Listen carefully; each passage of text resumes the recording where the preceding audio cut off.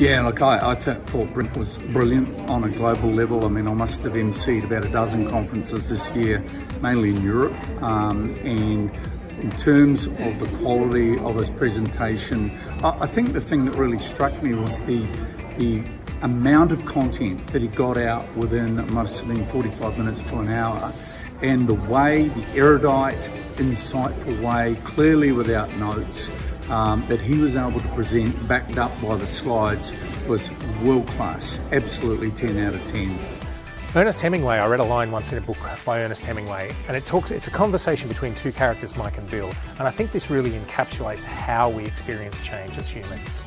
And Bill says to Mike, "How did you go bankrupt?" And Mike says, "2 ways. Gradually and then suddenly." And I think that that's how we experience change. There are all of these little signals that show that a particular piece of technology or a particular industry or a particular business is changing. And then all of a sudden, we get overnight change. But if we look back at it retrospectively, there was all these indicators that showed that there was a lot of change going on. And so that gradually and suddenly experience, this wave of change comes upon us. And that's what took down organizations like Kodak and Nokia and BlackBerry. And that's what we need to forge against in our own businesses, to make sure that we're aware of all of the little pieces of change that are taking place in our sector.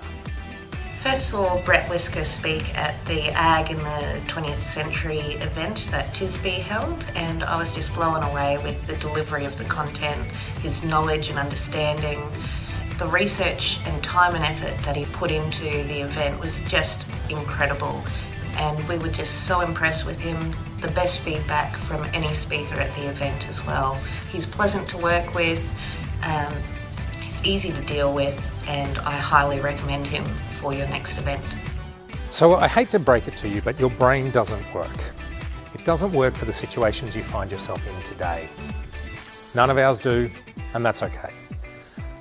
So we need to look at how we make decisions. We need to be cognizant of how we make decisions. And we need to be able to spot how we make those decisions and share that information with those around us, those in our teams and those in our clients and those in our companies. And I want to touch on something, a quote that I think really sums this up really well. And it's a fictional quote from a fictional resource, but Arthur Conan Doyle, when he was writing Sherlock Holmes, included this sentence as a quote from Sherlock Holmes at some point in time. And it says, "It is a capital mistake to theorise before one has data. Insensibly, one begins to twist facts to suit theories instead of theories to suit facts." And really, that is the crux of all our decision making. Brett has been a keynote speaker at a number of our events and has always delivered an engaging, exciting and relevant topic for our audience. We can trust Brett to, 1, work with us around flexibility in content that is suitable for our audiences, to deliver content that is different to what you get through other media sources, that is engaging and brings new thought leadership to this space, but also that leaves the audience thinking different and exciting.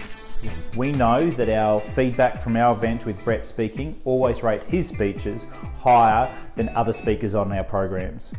Dunning-Kruger actually identified that if you encounter someone who is incredibly confident, someone who isn't necessarily intellectually rigorous with their thinking, there's a good chance that they actually don't know a lot about the subject and that they're misinformed by how much there is to know on the subject. So if we graph what Dunning-Kruger looks like and we put on the x-axis wisdom or knowledge or insight on a particular subject, and we put on the y-axis confidence, if you encounter someone who is incredibly confident about their knowledge on a subject, there's a good chance that those people are at the peak of Mount Stupid. Okay, and Mount Stupid says, I know a bit about this and I've developed an overinflated sense of confidence about how much I know on the subject.